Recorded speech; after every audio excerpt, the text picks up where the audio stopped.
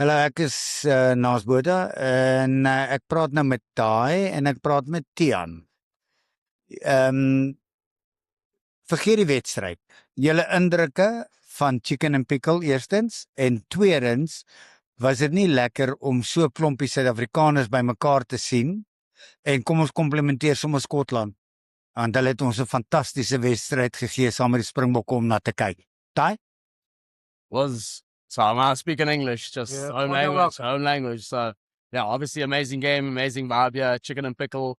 It's a lot closer than what I expected from the books of the history that we've had. But obviously the boys know how to close it out in that final 20 minutes, which is most important of all.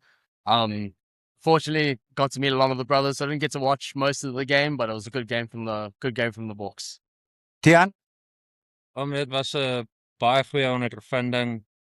Baie laat mense huis toe verlang en weer laat dink dit is asof ons weer tuis gevoel het om saam met jou vriende en naastes die rugby te kan kyk en ook 'n baie goeie uitset gewees van hoe die plek ons almal aanvaar het en dit was real veel dat 'n goeie ondervinding gewees om saam met al ons familie en vriende te kan kyk en beleef. Okay, Tiaan, ek wil dit vir jou so stel. Vergeet nou die familie by die huis. Jy het 'n nuwe familie in Kansas City.